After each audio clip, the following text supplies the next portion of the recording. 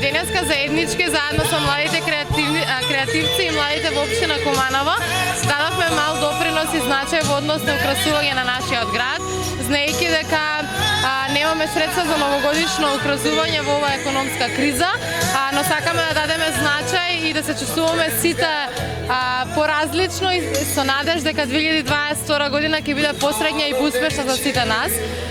Како иницијатива на млади советници во Советот на општина Куманово, денеска ја украсивме новогодишната елка со проекти за млади, за кои се надеваме дека ќе најдеме начини и напори да ги реализираме во 2022 година, сите заеднички.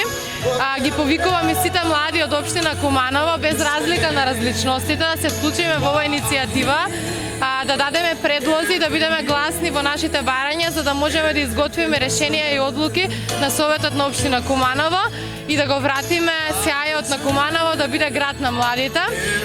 Уште еднаш сакам да ги повикам сите заеднички да направиме некакви дела кои што ќе останат позади нас. Кои проекти, на кои проекти дадовте приоритет? Што е она што Во однос на тоа што го погледнав што е до сега напишано, тоа е кино сала, младински центар, нови игралишта, нови паркови, бесплатен гейминг центар за најмалите, и тоа беше од ученик на 12 годишна возраст која што навистина ме израдува со таа негова идеја, затоа што едноставно кога сите ќе се вклучиме без разлика на нашата возраст можеме да направиме многу повеќе.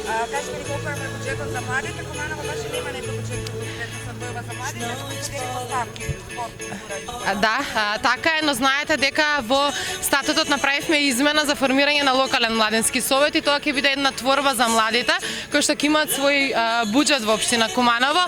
Иако тоа е мала ставка, не значи дека ќе остане на тоа што е законско оставено, туку ќе направиме многу повеќе напори да собереме што повеќе средства и веќе ова еднаш да профункционира, да биде слушнат гласот на младите и нивните барања. А ние како советници, без разлика на нашата различност, ќе се споиме сите заеднички за оваа цел, Куманово да стане град на младите. Нели сметате дека на граѓаните им ја скратувате можноста празнично да се разуваат, бидејќи секаде во светот, знам дека ќе ми кажете дека е економска криза и енергетска криза, меѓутоа со некои символични средства и со некое символично украсување, сепак можеше нешто повеќе да се направи, секоја чест на креативците и на децата, меѓутоа тоа е многу аматерски. Приоритет оваа година ќе бидат многу други проекти, многу други капитални проекти.